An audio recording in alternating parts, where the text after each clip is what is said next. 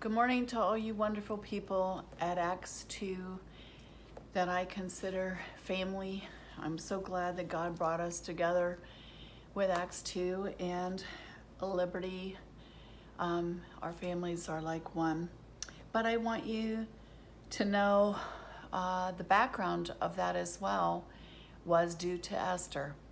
And so Esther connected me first with Pastor Christy. We were at a Christian concert, outside Christian concert in West Palm Beach, and she introduced me to Pastor Christy, and I just couldn't believe how fun she was and how loving she was. And so Esther said, I think this is a God connection.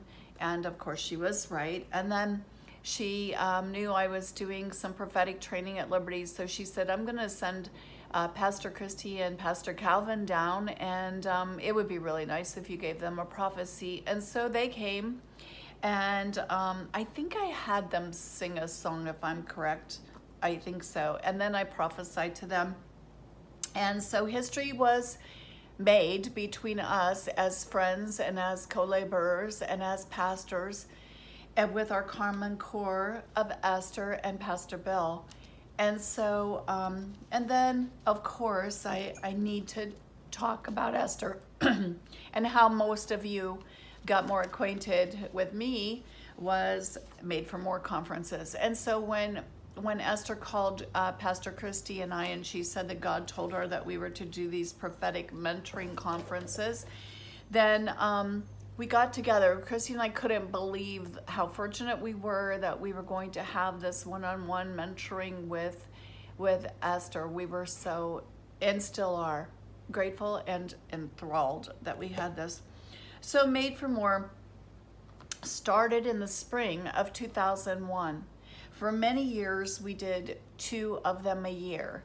And so until 2009, we ended up doing 1 a year. But I'm just gonna, you'll know, and I'll remind some of you just the names of the conferences. When we first started, we were just trying to figure it all out. And so the first one was called Armed and Dangerous. And then it was Made for More. That was in spring of 2001. And then in November of 2001, Made for More got its real name. Then we had Life-Changing Experience. Then it was Women of Destiny, Mentoring Women of Destiny.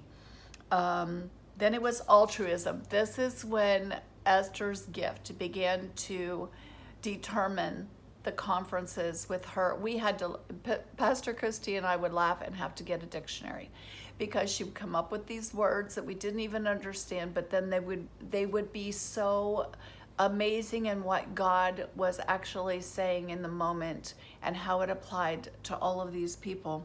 And so altruism means like a selfless devotion to the welfare of others. Isn't that just perfect?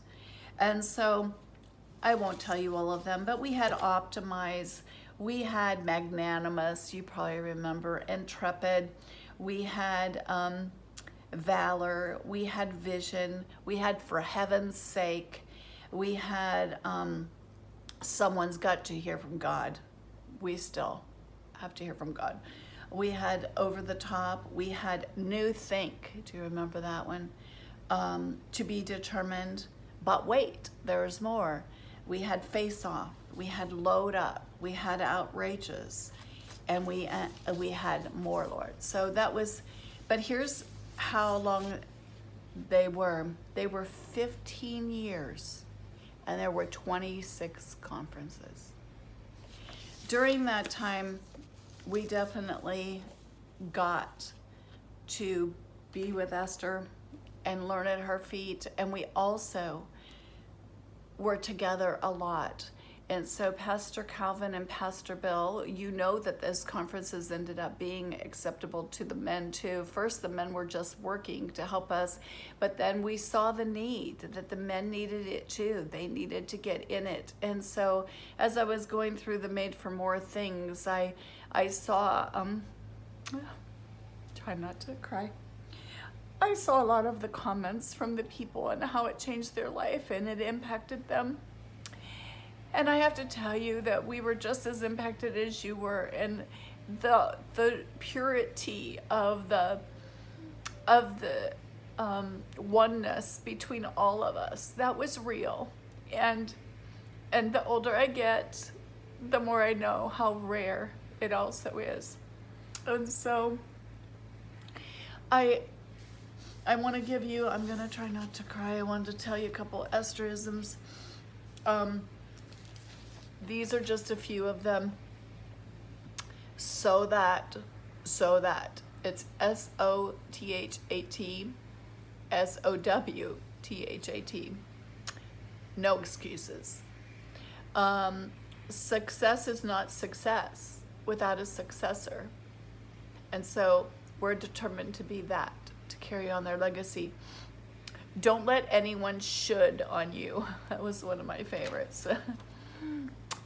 Self-pity is petty. Status quo has to go.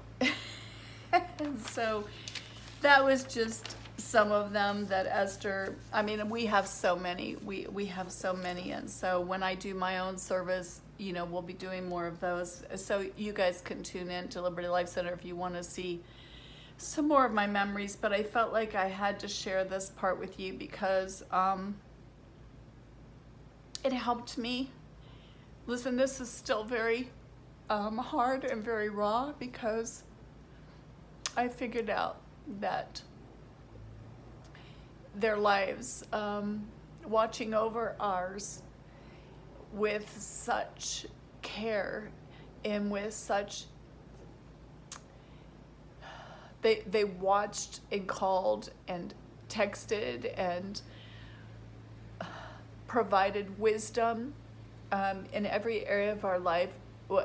It's so much we can never say it in a few minutes or in a few days. But anyway, here's one of the things that Esther said in her Think on Things booklet. I'm going to be mostly talking about Esther because my relationship was mostly with Esther, but I have plenty to say about Pastor Bill. I'm just trying to keep it short, but you know, Esther was my Esther. That's all I can say. And I know everybody thinks she is, and she was. So some things, she said this in her Think on Things booklet, some things I'm forever reassured of from my experience with cancer. God is sovereign and his thoughts are higher than ours.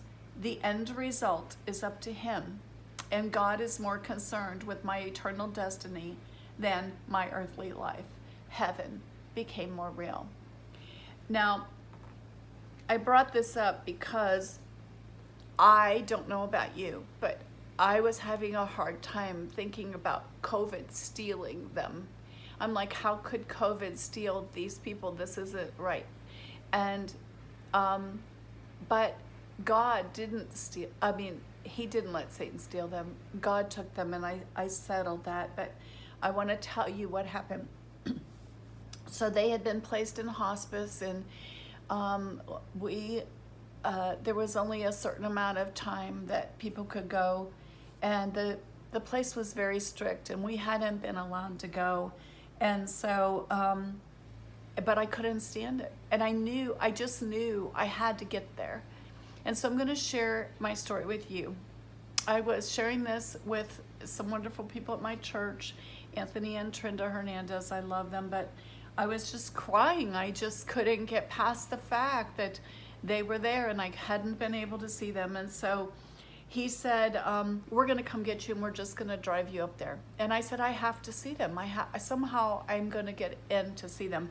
And so I took them up on the offer and we began to drive. And when we got closer to West Palm Beach, my mind was flooded as I got closer to that pink church where they used to meet and where I used to sit and glean so much at Esther's feet. And I remember the first time I went to St. Louis and a prophet called me out and called me a prophetess, and I wasn't even sure what all that meant at the time. But the next Wednesday when I showed up at Esther's prayer meeting, she looked at me coming through the door and said, "Do you know who you are?" And I said, "Yes." And I never even had to answer prophetess. And she said, "Who is covering you in that?" And I said, I don't know. I hadn't even had time to process. So she said, come here. And she sat down on the steps at the front of the church and literally took her skirt and covered me and said, I guess I am. And so that is just how she was. She just was like that. So as I was driving, as they were driving, I was saying things to them along the way, because everywhere I was saying things like, this is where you made a way for Pastor Calvin and Christy. This is where you and Pastor Calvin always prayed. This is where you and Pastor Damon met. This is where you and my brother would go up and pray with Pastor Bill almost every Tuesday for years.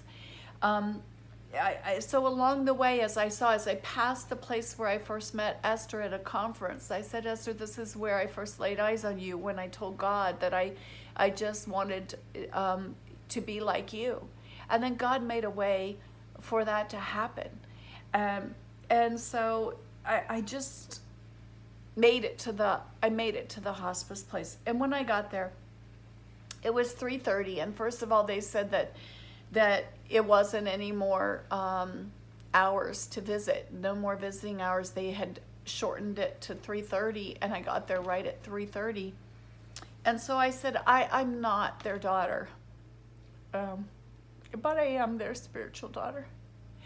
And I just came because I need to talk to them. I need to speak through a window. I don't care. I know it's COVID, but if you'll just let me be outside the window, I will just talk to them. I'll just pray for them.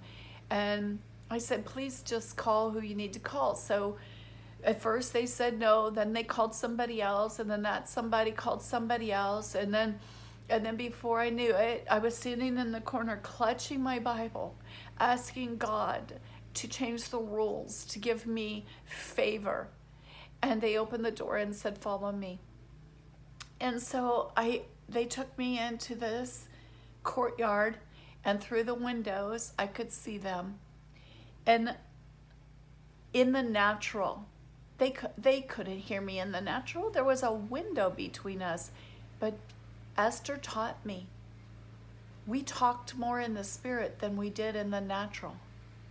And so I stood there and I put my hands on the window and I said, I'm here for you always. That's what they always said to us. They always said that to Pastor Calvin, Pastor Christy, and I. I don't know how many people they said it to, but it meant that they really were. And I knew it. It was authentic.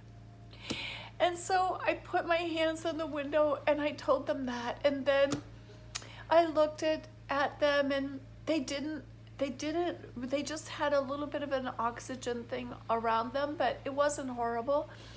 And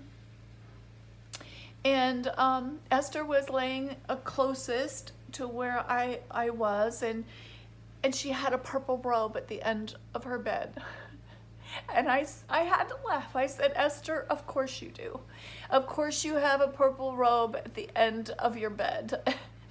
I said, because you are the queen and we will always honor you as that. And then I looked and I could see where her hair color had been on her hair. I said, of course your hair was done. Of course. She looked beautiful. Her face was just, it looked beautiful. I don't know what to say. It was light, but it wasn't white. And her head was laying towards Pastor Bill. They were in the same room. As I spoke to them, Anthony said their bodies would respond. And I didn't see that part, honestly, because I was crying too hard. And so as I was there, I was telling them about all of us that love them so much and how we would always carry out their legacy and how much they impacted all of our lives. And I named, Pastor Christy, Pastor Calvin, Mary, Tome, myself, and people all over the world. And so I told them that the children all over the world were impacted by them. The children at my church, the children at Acts 2, but also all over the world, and they still are being impacted by their life. And so I talked to Pastor Bill about Africa, and when I went to Africa with him, and how I spent 17 hours talking to him on the bus, and on the plane, and we really connected, and I knew him at a different level then, and I was so amazed at how big his heart was for the whole world, and it really was, and you know that, and how anointed he was in prayer. Pastor Bill would just say, "Dear Lord," and we would all get ushered into his presence.